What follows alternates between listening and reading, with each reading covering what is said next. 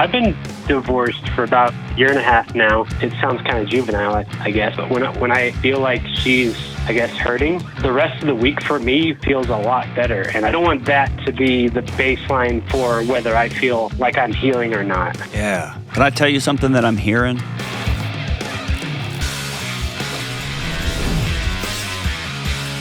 What up? What up? This is John with the Dr. John Delony Show, coming to you from Nashville, Tennessee. I hope you are doing awesome.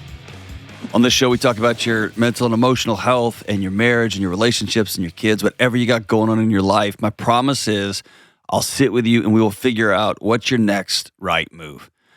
All over the world, people are struggling with all kinds of things, and it's a messy, messy time. And my promise is I may not even have the right answer, but I will sit with you and we'll figure out what is next. If you want to be on this show, I'd love to have you.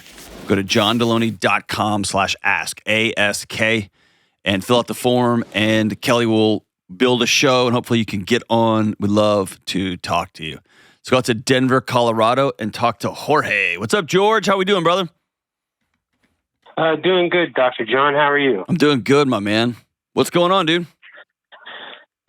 So, I've been divorced for about a year and a half now. Share a son, 50-50 custody with my ex-wife.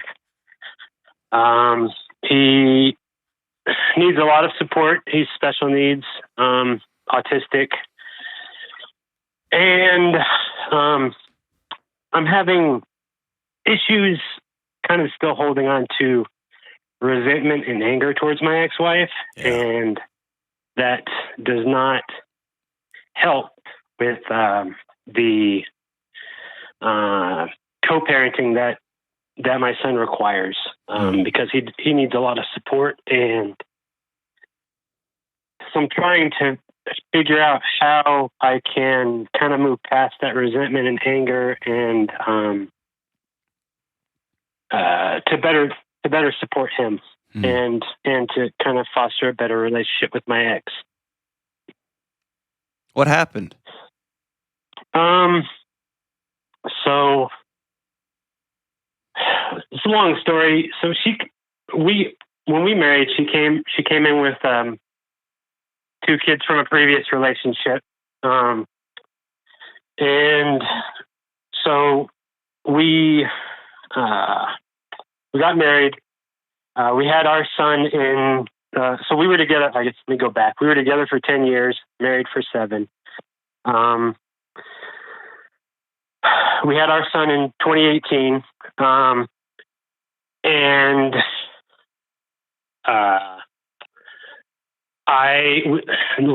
due to finances and other things, I was working 60 hours a week.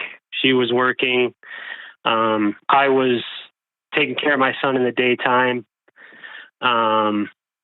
working nights. Went back to school during COVID, during that time. The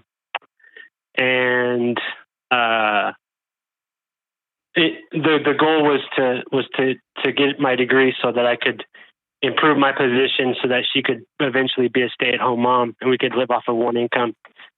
And I guess just as life happens, got busy and our connection kind of faltered. And she ended up having an affair with her boss and ended up getting pregnant from that affair. And after we divorced, she moved in with him, and she's been living with him since. Can I tell you something that I'm hearing? Yeah. And again, I know this is a compressed time, and I know it can be nerve-wracking when you're finally on the phone. I get all that. Yeah. But you told me you wanted to let go of this anger and resentment for your son so that you could you could be a better co-parent with your ex. As you just told this story, I heard you blame yourself all the way through for working 60 hours to provide for your family, to also going back to school, to also being a caretaker of a special needs kid during the day. Yeah. And I hear you just beating yourself up. Not one time have I heard you say, I want peace. I want to be well. I want to be okay. And I'm interested in how, because here's the thing. There was a season when my wife was working on her master's degree and her PhD. I didn't see her very much. And God knows I worked through 2 PhDs, and I was an absentee father because I was working full time and running around with police officers in the middle of the night and doing grad school all day, Saturdays and Sundays. Yeah. And neither of us slept with our bosses and had another kid. We're not perfect. We screwed up other stuff, but like somehow it sounds like you've taken this on as you're at fault here. Yeah. And I guess what I would tell you is forgiveness is a gift to you.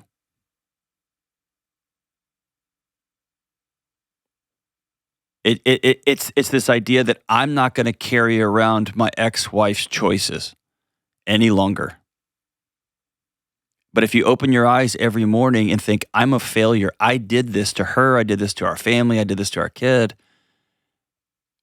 it's just going to stay in your chest forever. You get what I'm saying? Yeah. Yeah, and that's the thing, like, it's funny that you say that because that's kind of how I feel like when we have, when we do transitions with him, when we're nice to each other and, things go well, I feel horrible afterwards, and I don't know why. And when we're arguing and, it sounds kind of juvenile, I guess, but when I feel like she's, I guess, hurting, the rest of the week for me feels a lot better. And I don't want that to be the baseline for whether I feel like I'm healing or not. Yeah. So this is going to sound nutty, but let's take her out of the equation. Okay. Take her off the table for a second. You're a single dad now of a special needs kid, right? Yeah. That's a label that nobody wants, right? Right.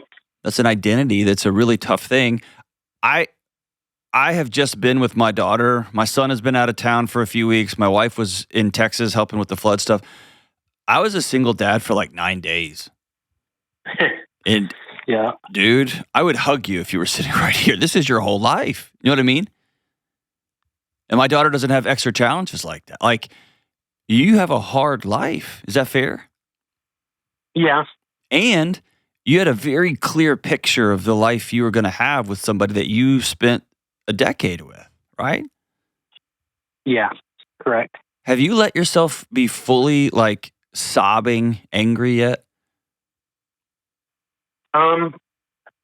There've been a couple times, this past year and a half, 2 years. But I think, hold on. Let's don't go to but yet. Let's just sit there for a second, man. And I know that's hard because when you have a special needs kid and you're a single dad, all of a sudden, you often don't have the luxury of time for grief, right? You got to get on to the next thing. You got a mouth that needs feeding. You have a phone call to make. You've got ABA appointments to go to. Like, you've got stuff, right? Yeah. Yeah. Yeah, I do. Can I just tell you, man? He keeps me running. So. He does. I know. He keeps you busy, right? Yeah. And then you run through all day, you collapse, and you put your head on your pillow, and it just consumes you. Yeah. Can I tell you, it may sound crazy, man, you're right to be angry, and I want you to begin to build a life so that you have peace in it. Okay. Or I guess another way to say that is, I don't want you waking up every morning and right by the side of your bed sits a cinder block with your ex-wife's name on it. And the first thing you do is you pick up that cinder block and say, I'm going to carry this around today. Yeah, that's how it feels. It is. And it's as though she's still sitting at your kitchen table. She's still sitting in the pickup line. She's still sitting at the gym if you decide to go. She sits by you on the couch and just keeps poking at you. Well, it's been a little hard just because I kept a house in the divorce, and it's been hard to stay here. Yeah.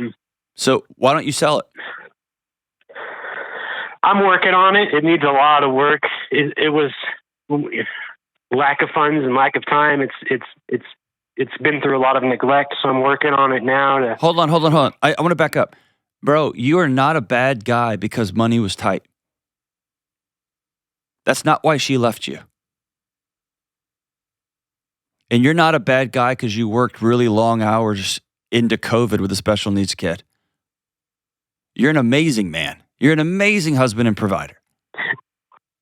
You're an amazing husband that also on top of 60 hours was like, I'm going to go back to school so I can elevate this family out of this minute by minute scarcity that we live in and get us to another place. Yeah.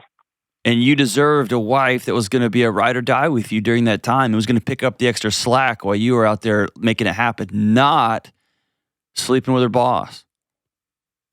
Yeah. That's what should have happened.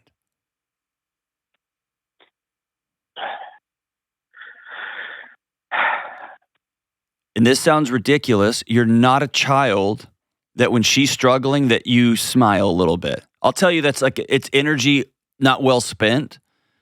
But there's not something wrong with you. That's a very human reality, right? Like, I hope this marriage fails. You'd be crazy if you're like, you know what? I hope this marriage is really great for her. You would be right? Right. And that level of anger and frustration and resentment, it just impacts you. It doesn't impact her day in one bit. Right. And so let me ask you, underneath the fatigue, you sit down in this house that you say needs a ton of work, that I got to do all this stuff to, and then you end up on this loop-de-loop like, because I didn't have enough money, and I neglected, and I didn't do, and I didn't do. Can I just rephrase that? Dude, bro, you have survived. Congratulations, man. Somebody threw a grenade in the middle of your house, and you jumped on top of your special needs kid to protect him. And you got burned, and you got scars, and you got beat up, but you survived. So if you've never cut you some slack, hear me saying it, dude. I'm proud of you. Thank you. For the first time ever, I want you to begin to ask yourself, what do I want? Okay. What do I want my life to look like? And you wanted it to be married with 2 stepkids, a beautiful new 7-year-old son with some big challenges, but who probably loves as big as Texas too. I wanted this life, and that's gone now. She blew it up. Yeah. So then asking yourself, and when I say ask yourself, I want you to spend time writing it down. And I know dudes don't like to journal, so I'm not going to call it a journal, but spending some time writing stuff down. What do I want this thing to look like? Or here's the better question, who do I want to become?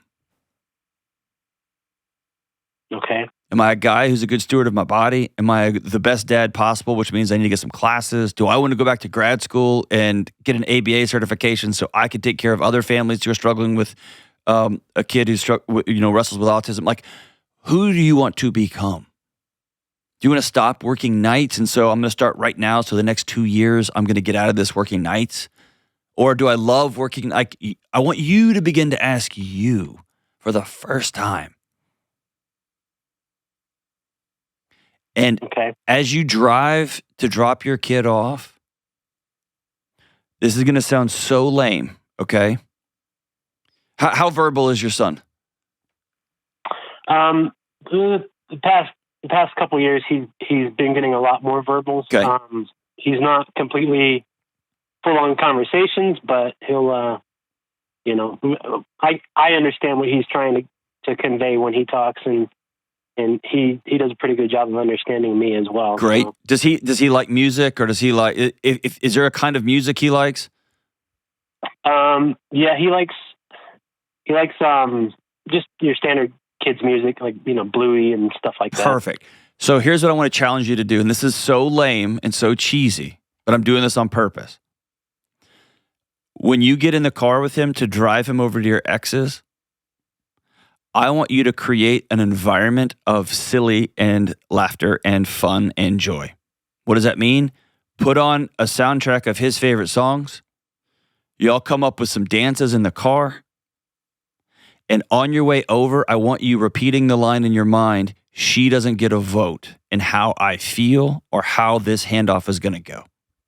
And that is not something you just flip a switch on. It's a thing you're going to practice. And so the things I'm giving you, dancing, singing, creating an intentional environment of just silly, is you practicing. I get to create the environment of the drop-off. I get to create the environment of the pickup. I get to choose. I'm not fighting you. I'm not. Right. I get to choose, do I want to keep working nights and over the next 3 years work to full custody because she doesn't even want this kid? Or she does want this kid. She is a good mom, even though she's a terrible wife. And those two things aren't always the same. And I'm going to honor that. And I'm not going to ever talk bad about her. And by the way, if you're living with a guy who also got cheated on by his wife, you're telling him, dude, we're not talking about our wives here at this house. I'm not doing that. I'm not living in that world. Yeah. I'm going on with my life. A lot of that. Okay, a lot of that does go on. You have to decide, I'm not going to come home and drink poison and hope that she gets sick from it. Okay. I'm out. But that also means you have to backfill your life with a different kind of drink because you have to drink something. Right. And that can be, I'm going to go to the gym. I'm going to start jiu-jitsu classes. I'm going to keep working on getting my degree. Not so that we can have this life, but so that I can have this different life.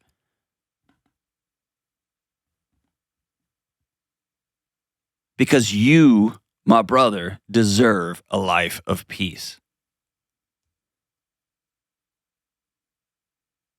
Got it? Yes, sir. Okay. So here's what I'm going to do. I'm going to hook you up with my book, Building a Non-Anxious Life. I want you to use that as your roadmap, okay? Okay. I'm also going to hook you up with Financial Peace University and the Every Dollar app so you can start getting control of your money. Is that cool? Yeah, I actually did start the baby steps. Awesome. And I've been using I've already been using the app? The app, yeah. Okay, I'm going to hook you up with the premium version of it for free for a year so you can connect it to your bank. I'm proud of you, dude. You're worth a peaceful life.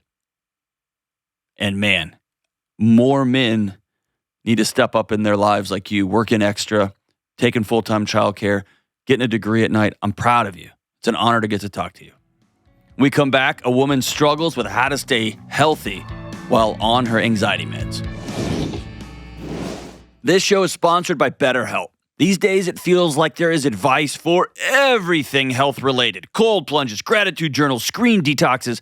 But how do you know if this stuff actually works for you? When I first started this show, I had a morning routine that was clinically insane. Every second of every minute was scripted and prescribed.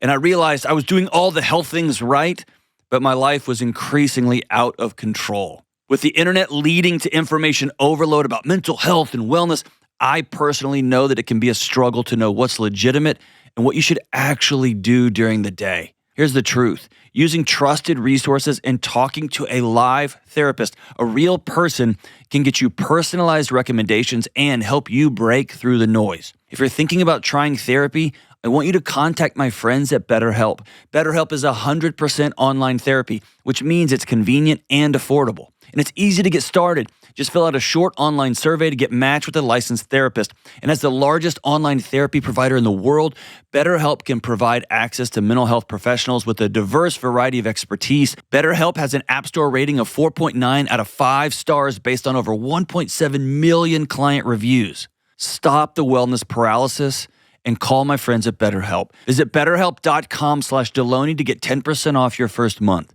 That's BetterHelp, HELP.com/Delony. All right, Chattanooga. Let's talk to Christine. What's up, Christine? Hi, Dr. John. How are you? I'm great. How are you? I'm doing good. A little more nervous than I thought I'd be, but looking forward to talking to you. Well, that's all right. I'm not that great at this thing, so we don't have to be nervous, but I got you. What's up? You're good. So my question is, how can I be physically healthy while I'm taking medications for my mental health? Tell me about it.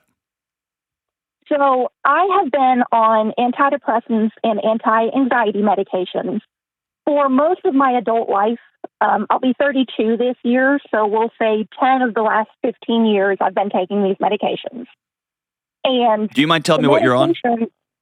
Right now, I'm on Effexor, and then I have Klonopin that I take when I have really bad panic attacks. Those are both pretty. Those are both very common and deceptively powerful. Yes, I have learned that. And I've read horror stories about getting off Effexor. I've seen. I've lived experience, not from me, but from people I love and care about, getting off Effexor. That it's very tough. Yes, and that's something that I'm wanting and hoping I can do at some point. Okay. But the issue is I've been on several different medications over the years. This was the first one we found that actually helped. Okay, great. Because my anxiety symptoms are so physical to the point that I can't function when I'm not on them. Okay.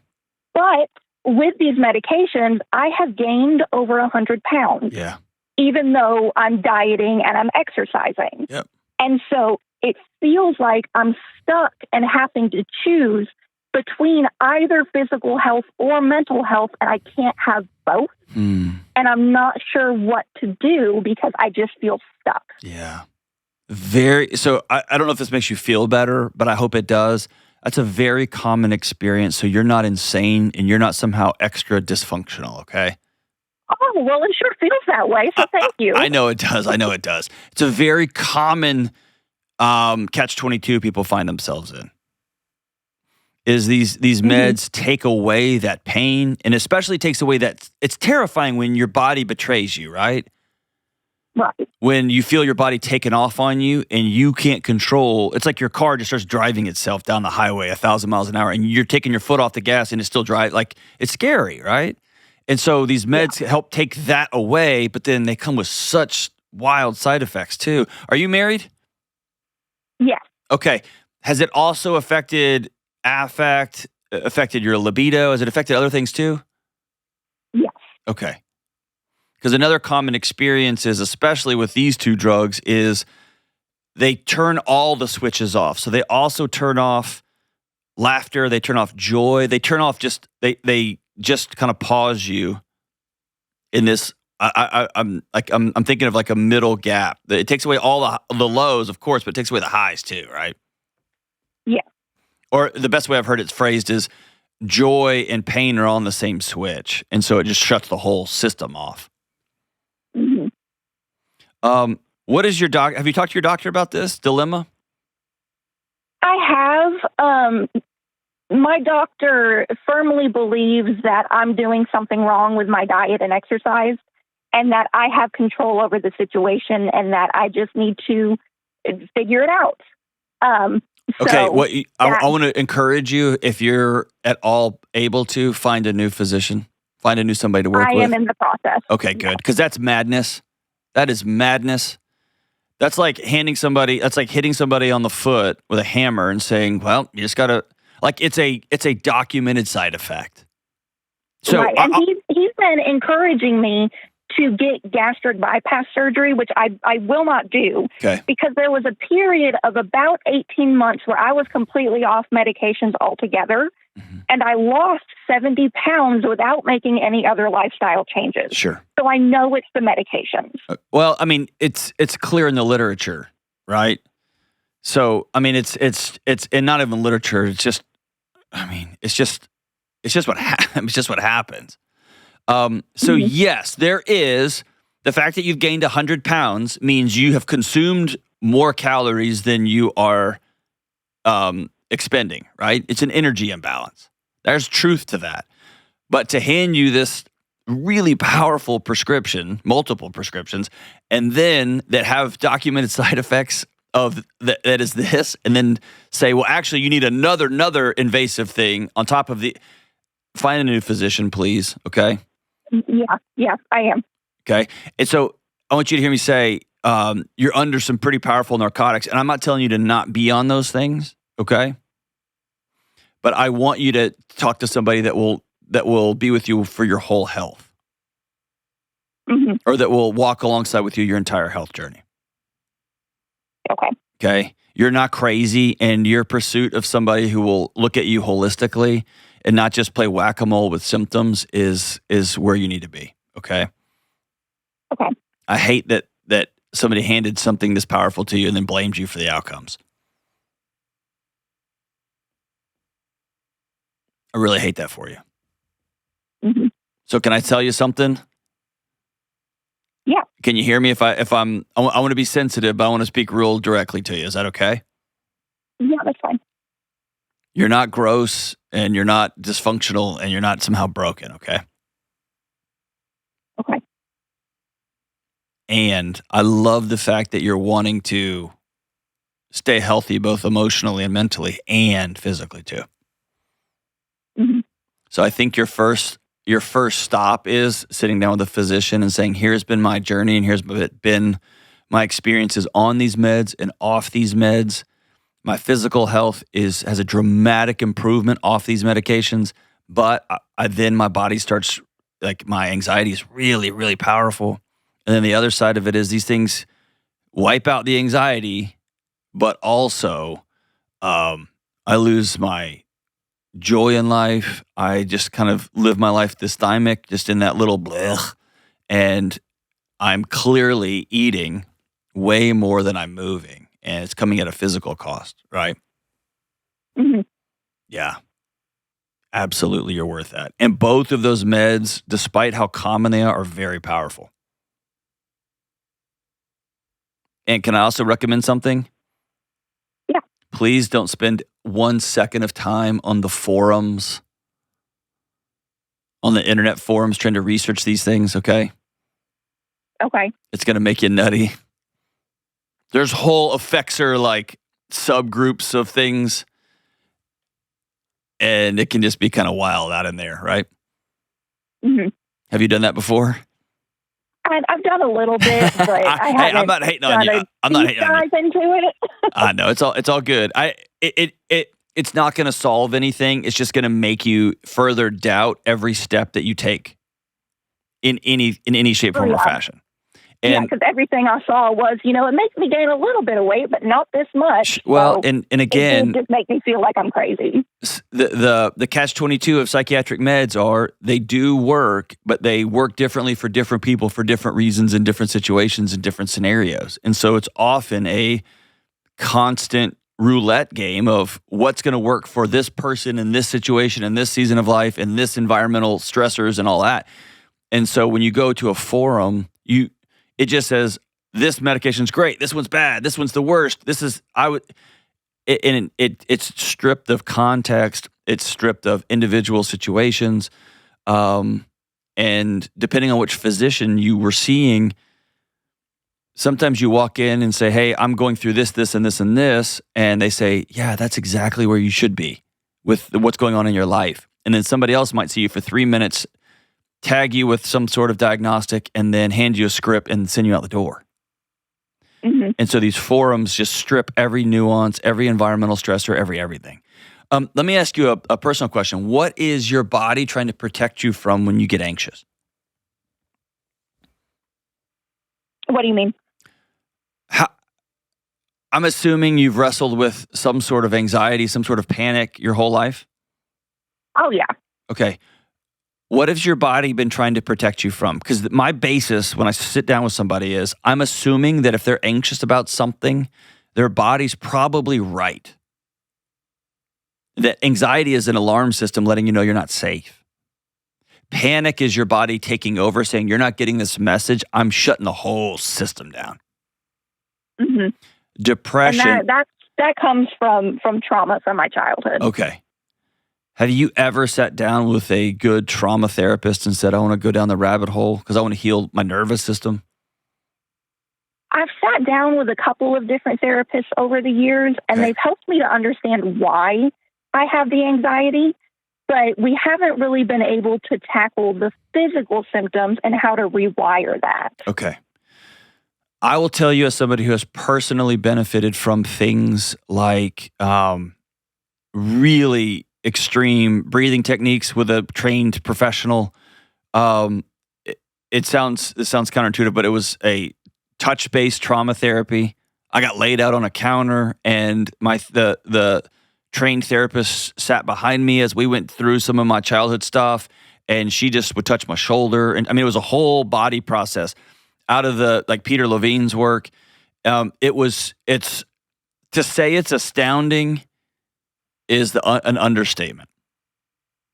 Mm-hmm. And so there are trauma-informed therapists that not only will talk to you about it, but will help your body heal, and they'll do it alongside you. You have to be willing. The therapy it's awful. It's not great. It's not fun. But on the other side of it, I can't even describe it. I wouldn't have believed it's real had I not experienced it myself. Mm-hmm. And so deciding I want to get with a trauma-informed therapist in my area, and I want to go in, and when I sit down the first day, I want to say, I have a real traumatic background. I've been through hell. I'm here, and I need to learn some trauma-informed practices to help my nervous system begin to heal. Okay, and I'm willing to do that. I know you are. Of course you are. Wasn't sure what that would look like, or who I would even need to talk to about that. But if it's getting a local therapist in your area, and if you have to drive to Nashville, it's worth a 3-hour drive, mm-hmm. right? But I'll tell you, if you walk around every day scared of your own body, that it's going to take off on you, and if you go through your whole life then blaming yourself for the outcomes and somewhat predictable outcomes of some of these medications, it just further fuels this shame cycle you've been on since you were a little girl, right? Mm-hmm. This idea that I can't even do medication right. Like even the cure, I can't do right. And I just want you to know that's not true. Do you believe me? I believe you. Okay. You don't have to believe me, but I want that voice rattling around in your mind. And for whatever it's worth, I'm proud of you for caring enough about yourself to go get medication and go sit with a doctor. And I'm proud of you for having enough courage to say, all right, this is coming with some side effects that are as bad, if not worse, than my original challenge. Because being 100 pounds overweight will kill you too, right? Yeah. And it hurts your knees and your back and your self-confidence and your marriage. It hurts everything. And so I don't want the solution to be as potent or more devastating than the actual issue we're trying to solve. Have you had suicidal ideation in your life? In my past, yes. In your not past? Something recently. Okay. All right. So the words trauma-informed and sitting down with a therapist and saying, I will talk about this, but I'm interested in healing my nervous system. Can you help me? With some practical steps.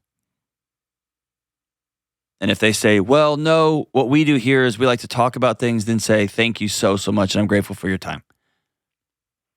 Mm-hmm. Okay? Okay. And I'm confident in your area out there in East Tennessee that there is some good resources. It can be harder to find those kind of resources in rural areas. But that I want you to advocate for yourself in that way, and do get with a new physician ASAP. And if your new physician tells you the exact same thing, then go find a psychiatrist in your area. And again, I know these things are expensive. There's long wait lists and all this. We're not in a huge rush. We want to do this right, and we're going to go slow. But yeah, you taking some pretty high-powered drugs and gaining weight, that's super common. Having your libido fall off a cliff, super common. There's some really powerful side effects to some of these things. And so keep searching. And don't do it on the internet. Do it with trained professionals. Thank you so much for the call, sister. I'm going to send you Building an Unanxious Life. It's not going to be your cure-all here, but I want you to read it because it norms you're not crazy. You're not broken. Your mind is struggling to keep you safe. And what we want to do is teach our mind and our body. We weren't safe then, but we're working towards safety now in the present here. Thank you so much for the call. We come back. A man wonders how to handle tough client conversations. All right, it's time for a quick word about DeleteMe. Listen, do you feel like your digital footprint is starting to feel like a digital trail leading bad guys and scammers right back to you, to your phone, to your car, to your house? And now scammers are using phishing attacks, that's phishing with a PH, where they try to trick you into giving them something by pretending to know you and to want to help you out. You might get an email or a text or a phone call, and the person or the AI bot on the other end sounds like someone who's trying to help you out or look out for you, and they're not. They're trying to get all your information. With all of these new technological advancements, and by the way, every minute of every day, there's some new technological advancement coming out that's supposed to save us or take our lives from us. No one is really safe. What are we supposed to do with all of this transition happening all at the same time? First, you can control what you can. You can learn about how to be careful online and offline, and you can sign up with DeleteMe.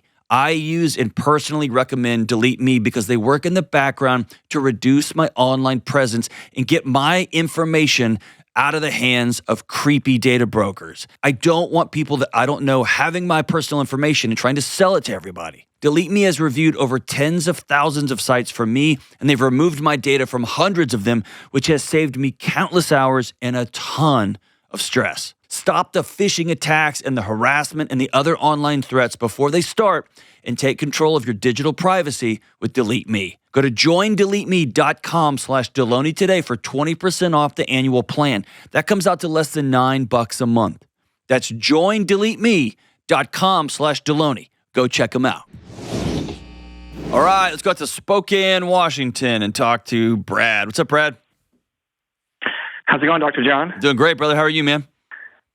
Oh, pretty good. Pretty excited to talk to you today, for sure. That's awesome. What's up, man? So, I've been working with this job for 8 years, and it's working with people's investment properties and landlords and tenants. And when I first started at this company, there was 3 of us, and we've grown. We actually almost quadrupled in size in the 8 years. And in that time frame, I have gained a lot of more responsibility and have clients that I've had for 8 years, 5, 6, 7, 8 years. And by clients, you mean frame, clients? You mean tenants? Like landlords. So we actually do represent on the landlord side. Okay. So both essentially, right? The more landlords we represent. So we're property managers. Property manager. Okay, you're not attorneys. I thought you were saying represent. I thought you meant you're lawyers. Okay, so you're property managers. Okay.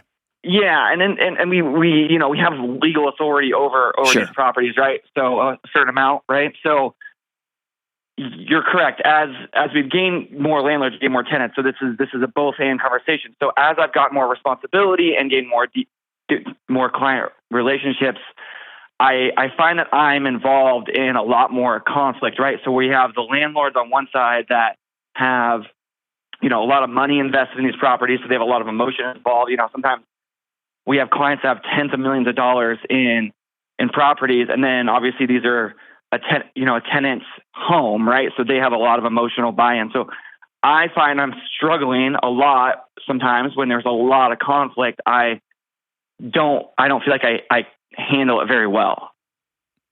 Tell me where the conflict is. The conflict coming from a landowner or homeowners asking you to do something unethical or mean or cruel, or is a tenant not wanting to pay, or they're whining about everything, and the owner says, "I'm not fixing that." All of it. Okay. All of it. Yeah. So I might have a landowner that's like, "Hey, I'm mad at you because I feel like you did something that I wouldn't do, or they're and we legally have to do this thing." And so we're trying to negotiate, hey, we have this landlord tenant law that we have to follow, and they don't maybe see it that way, but we have way more experience. And so they're yelling at me on one side, and then the tenant on the other side mad. And so I'm kind of the middleman sometimes. In the worst case scenario, I'm getting it from both sides, and maybe a delicate situation, right? Sure.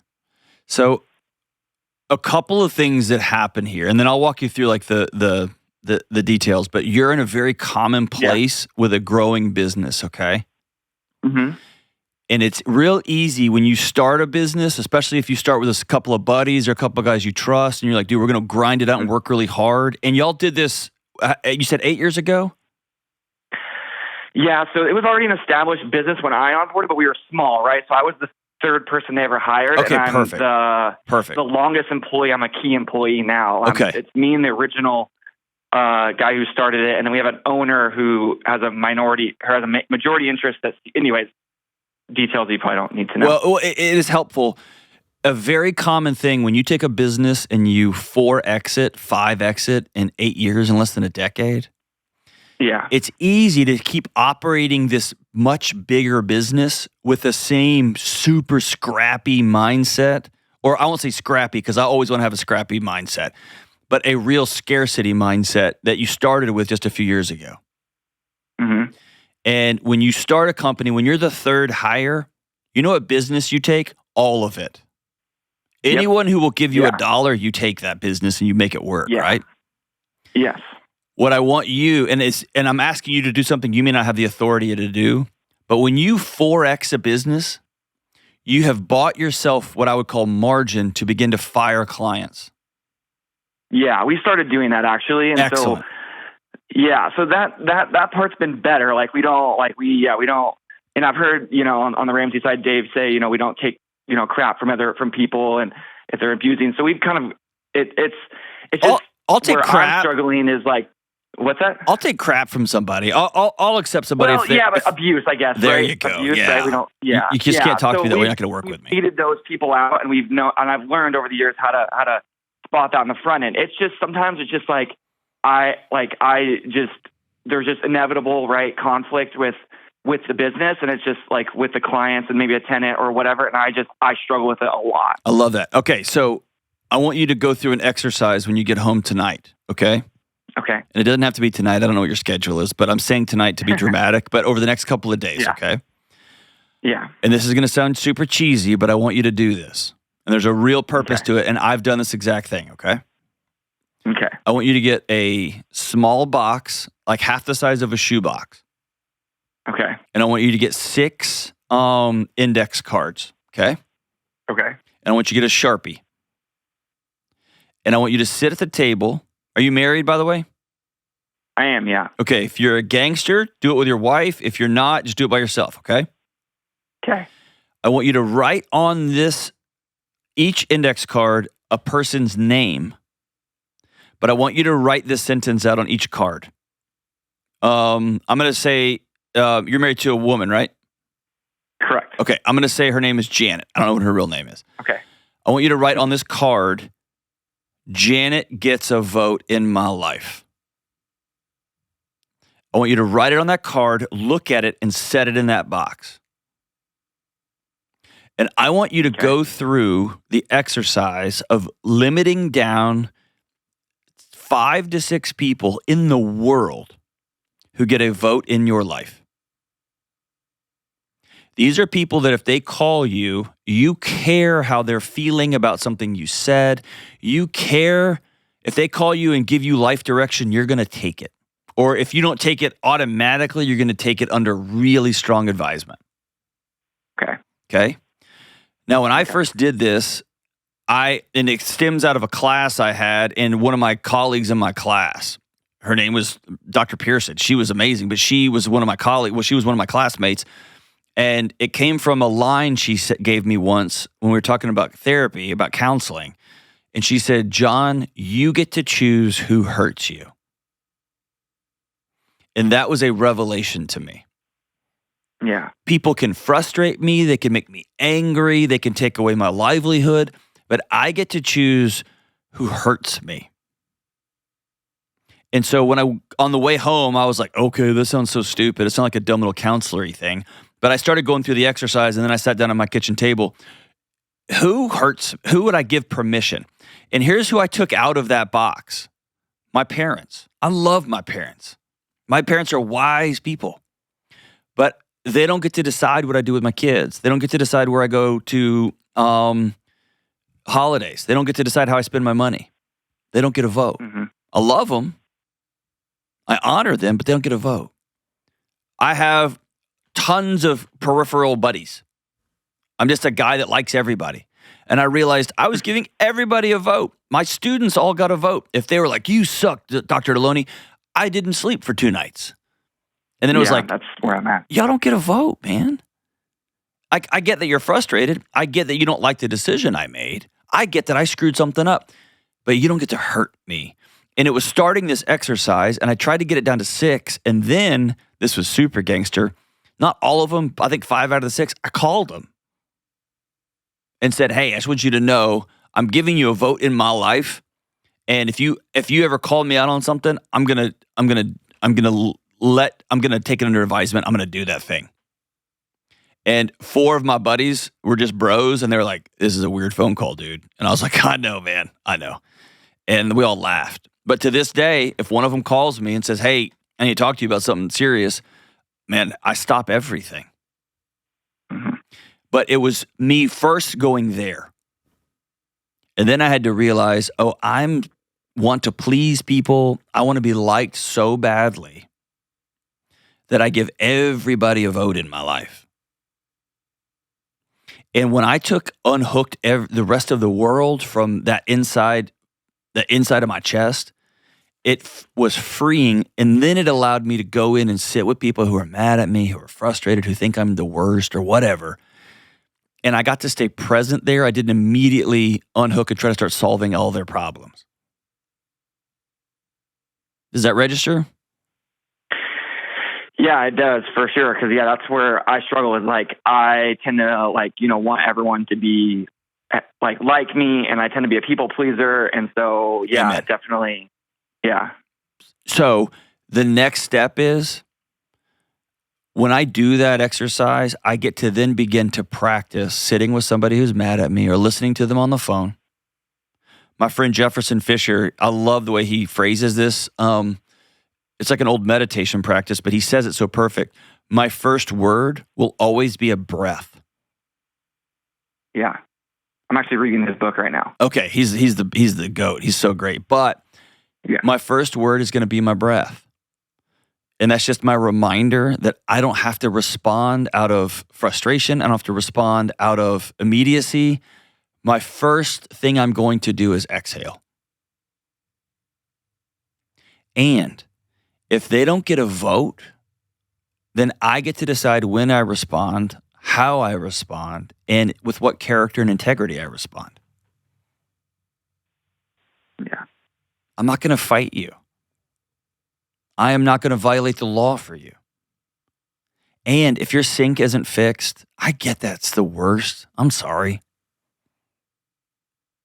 If I have to refund half your rent because I blew it or me and my team blew it and I'm going to get it from the landlord on the other end, I'm going to do that because it's right by you. But you see how it just separates you from the whole thing? Yeah.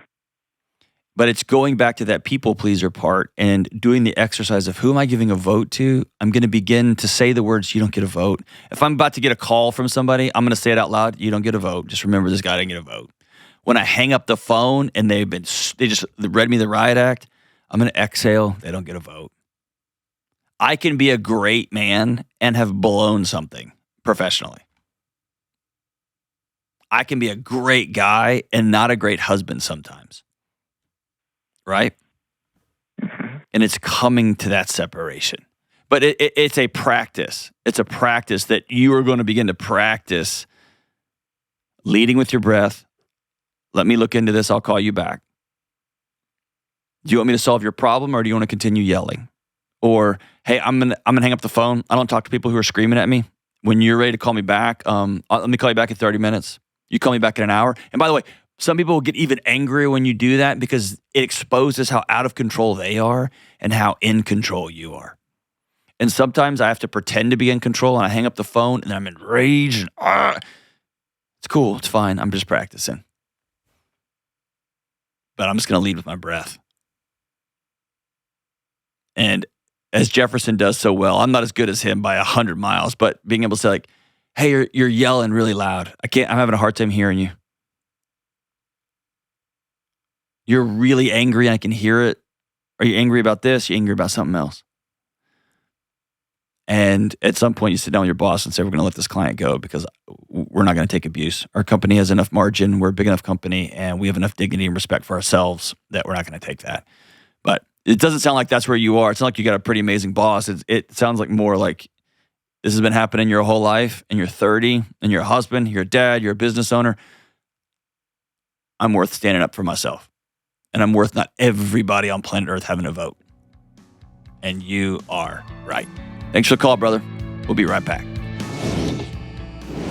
Hey, it's Delony for Hallow, the #1 prayer meditation app in the world. Right now, everybody is juggling work, family, and a million other things. And in this chaos, we often forget to pause and reflect. But creating peace in your life doesn't just happen. We can't just stumble our way into reflection and peace and calm. We have to be intentional about it. We have to choose it. And that's where Hallow comes in. Hallow provides you amazing opportunities to slow down and reconnect with what matters most, you and your spiritual life. One of the best features on Hallow is the daily reflections with Jeff Cavins, because he helps you connect scripture to real life joys and real life challenges. Or if you're struggling with anxiety and feeling overwhelmed, Hallow offers mental health meditations and prayers that I have personally found useful. From healing emotional wounds to establishing healthy habits, these guided prayers give you words of comfort and longing when you're all out of things to say. If you're ready to find some peace in the chaos and some purpose in your life, and to learn how to be intentional about it, check out Hallow. Right now, when you sign up at hallow.com/Delony, you get 3 months of the app for free. That's 3 months of the app for free. Go to Hallow, HALLOW.com/Delony. Go check them out. All right, Kelly, am I the problem? All right, this is from Jennifer in Webster, New York, and she writes, my in-laws are alcoholics, so we decided to put some boundaries in, which included our child not going over there. Because apparently, she said, my father-in-law can get some especially aggressive outbursts. My mother-in-law, who is also an alcoholic, has been invited to different celebrations and events that we have in our home. More times than not, she declines because we don't drink, so there won't be any alcohol. But then later, she'll text me and want pictures from the event, and I don't want to send them because I feel like I am enabling her. So what she's saying is, like, here, you can see the fun event. It's okay that you don't come. The email's kind of jumbled, so I'm having to paraphrase a little bit. But then she doesn't want to send her the pictures. She's like, no, how about you just come and not drink? But mother-in-law doesn't want to do that. So but I ultimately feel like I'm enabling her, enabling the drinking, but I also kind of feel like a jerk. My husband is all on board with us not sending her anything. In fact, he has no communication with them at all, so I feel like she uses me. So she texts me to get the information and the pictures and doesn't talk to him. Am I the problem, or should I just let it be?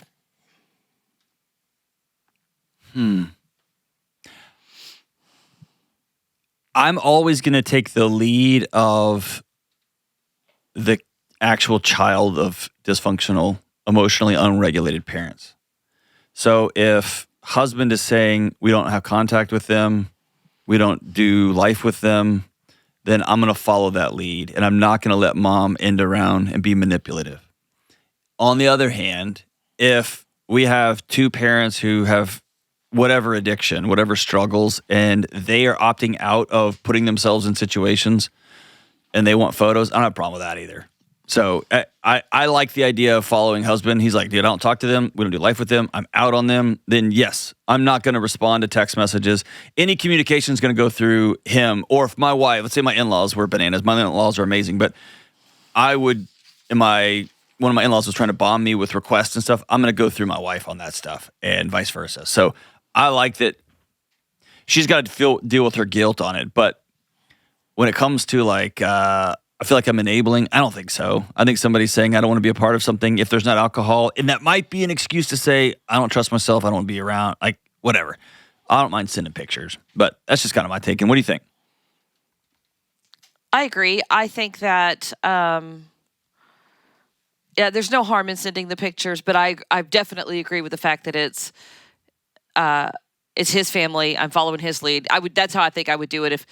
And if she feels manipulated, he needs to be the one that has the conversations. Right. And if he's saying, I'm not even having conversations, they can't hear him, then I'm just not going to respond to text. Exactly. I think that But I don't have any problem with sending grandma and grandpa pictures, and there doesn't have to be any communication. No. I'm just sending these, that's it. Yeah, that's a good call.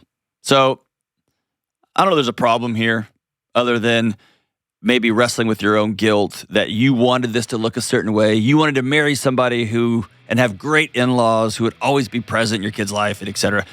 And right now you don't have that, and you may never have that. And so you're trying to build that world, and it's just hard. So thanks for the call, or thanks for the email. Love you guys. Stay in school. Be nice to each other. Bye.